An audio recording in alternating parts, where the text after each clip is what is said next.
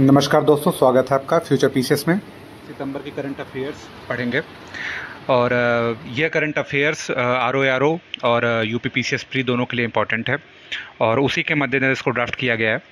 तो चलते हैं सबसे पहले न्यूज़ की तरफ अपने, जो कि है 7वां राष्ट्रीय पोषण माह मनाया गया है। तो राष्ट्रीय पोषण माह किस मंत्रालय की पहल है, सबसे पहले ये जानेंगे। तो ये महिला और बाल विकास मंत्रालय, महिला और बाल विकास मंत्रालय, इसके बारे में कई सारे क्वेश्चन और बन सकते हैं। बाल विकास मंत्रालय, यह मंत्रालय, इस समय इसकी मिनिस्टर जो हैं उनका क्या नाम है। ये राष्ट्रीय पोषण माह किस योजना का हिस्सा है। और तीसरा प्रश्न ये बन सकता है कि ये योजना कब शुरू हुई थी और महिला और बाल विकास मंत्रालय की अन्य कौन सी योजनाएं हैं जो महत्वपूर्ण हैं। तो सबसे पहले जानेंगे महिला और बाल विकास मंत्रालय, अन्नपूर्णा देवी नई मिनिस्टर बनी है, जिनका नाम आप लोगों ने अभी तक नहीं सुना होगा। अन्नपूर्णा देवी इसकी मिनिस्टर हैं। और ये जो योजना है, ये योजना एक वृहद योजना जिसका नाम है मिशन पोषण का हिस्सा है।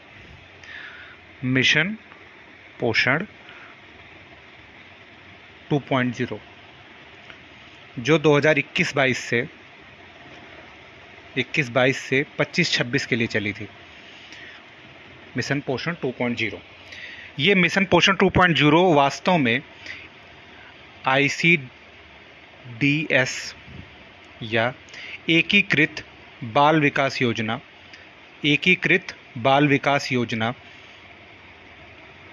1975 का ही परिवर्तित रूप है। तो ये कई बार पूछा एग्जाम में, एकीकृत बाल विकास योजना कब शुरू हुई है, तो ये 1975 में शुरू हुई, ये क्वेश्चन पूछा हुआ है। फिर मिशन पोषण 2.0 कब शुरू हुआ है, ये पूछा जा सकता है। ठीक, महिला बाल विकास मंत्री अन्नपूर्णा देवी, ये पूछा जा सकता है। ये नई मिनिस्टर बनी है, 4 मिनिस्टर का नाम देके ऐसे पूछा जा सकता है। इसलिए जो इस कैबिनेट में जितने भी मिनिस्टर हुए उनका कुछ का मंत्रालय चेंज हुआ है, वो पढ़ना हमको जरूरी है, तो हम दोहराएंगे किसी दिन। अगली जो न्यूज़ है वो है विश्व कौशल प्रतियोगिता 2024। अब ये विश्व कौशल प्रतियोगिता 2024 कहाँ हो रही है। ये हो रही है लियोन, एक शहर है फ्रांस में, वहाँ पे इसका आयोजन हो रहा है। और भारत से कुल 60 प्रतिभागी जा रहे हैं भाग लेने के लिए। 60 प्रतिभागी इसमें भाग लेंगे। तो मोदी जी ने इनको शुभकामनाएं दी थी, इस कारण ये न्यूज़ में आ गया था। अगला प्रश्न जो है उस पर चलते हैं। 2 नई कंपनियों को नवरत्न का दर्जा दिया गया है। अब नवरत्न का दर्जा क्या होता है, किसे दिया जाता है, ये हम लोग पढ़ेंगे। और ये 2 कंपनियां कौन कौन सी हैं। सबसे पहली जो कंपनी है उसका नाम है SJVNL, सतलज जल विद्युत निगम लिमिटेड। ठीक है, ये आप पढ़ने में ऐसा लग रहा है कि ये सतलज के लिए बनी होगी, लेकिन ये जो कंपनी है ये व्यापक स्तर पे जितनी भी नवीकरणीय ऊर्जा प्रोजेक्ट है इनको धारित करती है। ठीक है, और लगभग 56 गीगावाट एनर्जी का प्रोडक्शन इस समय सतलज जल विद्युत कर रही है। दूसरी जो कंपनी है वो है NHPC, जो नेशनल हाइड्रो पावर है। हाइड्रो पावर मतलब जल विद्युत है, जल विद्युत कंपनी लिमिटेड है। और ये जो है 7 गीगावाट मतलब 7000 मेगावाट लगभग जल विद्युत का प्रोडक्शन करती है। दोनों ही जल विद्युत और नवीकरणीय ऊर्जा से जुड़ी हुई कंपनीज हैं। और अब समझेंगे नवरत्न का दर्जा क्या होता है और किस कंपनी को दिया जाता है। तो नवरत्न किसी कंपनी को तब बनाया जा सकता है जब वो कम से कम 2 लिस्ट में शामिल होना इसका ज़रूरी है। पहली लिस्ट है CPSEs की A ग्रेड लिस्ट। ये कौन जारी करता है, ये डिपार्टमेंट, भारतीय उद्योग मंत्रालय का एक डिपार्टमेंट है, डिपार्टमेंट फॉर एंटरप्राइजेस। वो जो है CPSEs की A ग्रेड कंपनी की लिस्ट जारी करता है, जिसमें कुल 66 कंपनी है। ये कंपनी अपने प्रदर्शन के दौरान या प्रदर्शन के बल पे इस लिस्ट में शामिल होती है। तो ऐसी कंपनी जो इस लिस्ट में शामिल हो या जो मिनी रत्न हो, मिनी रत्न A ग्रेड में शामिल हो, उसी कंपनी को नवरत्न का दर्जा दिया जा सकता है। इसके अलावा 2 क्राइटेरिया नवरत्न के और हैं। एक क्राइटेरिया ये है कि पिछले 5 वर्षों में कम से कम 3 वर्ष उसको एक्सेलेंट या वेरी गुड रेटिंग मिले, एक्सीलेंट या वेरी गुड रेटिंग मिले। तीसरा क्राइटेरिया क्या है, तीसरा क्राइटेरिया है कि कुल 60 का स्कोर उसको मिलना चाहिए 6 पैरामीटर पे।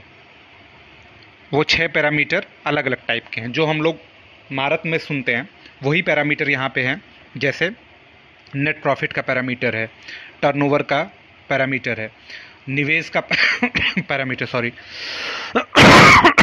निवेश का पैरामीटर है। इस तरह से कुल 6 पैरामीटर पे 60 का स्कोर प्राप्त होना चाहिए। 5 वर्ष में से 3 वर्ष एक्सेलेंट या वेरी गुड का उसको रेटिंग मिलनी चाहिए, और वो कंपनी या तो CPSEs A ग्रेड में शामिल होनी चाहिए या मिनी रत्न A ग्रेड में शामिल होनी चाहिए। चलिए अब अगली न्यूज़ पे चलते हैं। जिला न्यायाधीशों का सम्मेलन हुआ है, जो भारत मंडपम है दिल्ली में, वहाँ पे जिला न्यायाधीशों का सम्मेलन हुआ है, जिसे मोदी जी और CJI दोनों लोगों ने वहाँ उसको संबोधित किया है। इस सम्मेलन में ही 75वां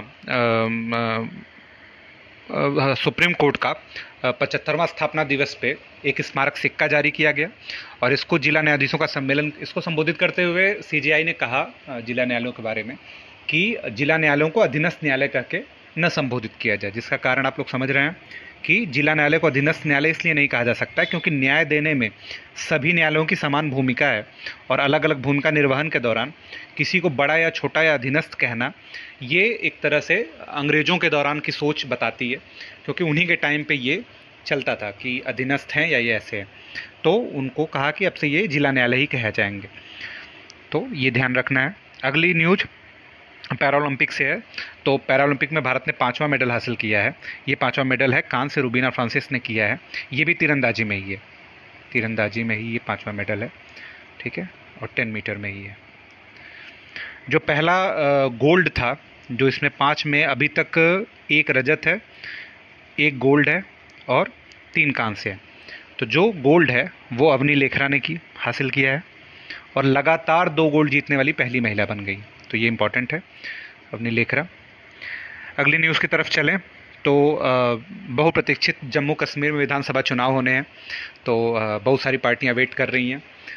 जम्मू कश्मीर आपको पता है पहले फुल स्टेट था, फिर उसको संघ राज्य बना दिया गया, और अब विधानसभा वाला संघ राज्य जम्मू कश्मीर है, जिसमें मुख्यमंत्री बनने हैं, विधानसभा रहेगी, लेकिन वहाँ पे डिप्टी गवर्नर की भी भूमिका रहेगी। और दूसरा राज्य हरियाणा, जिसमें 90 सीट है, इस 90 विधानसभा सीट पे यहाँ पे चुनाव होना है। तो एक चीज़ इसमें ध्यान देने वाली बात यह है कि अक्टूबर में इसका रिजल्ट आएगा। ध्यान देने वाली बात यह है कि हरियाणा में ये चुनाव कुछ डिले किए गए हैं, जिसका कारण एक बिश्नोई समाज का उत्सव है, जिसको हमको ध्यान देना है।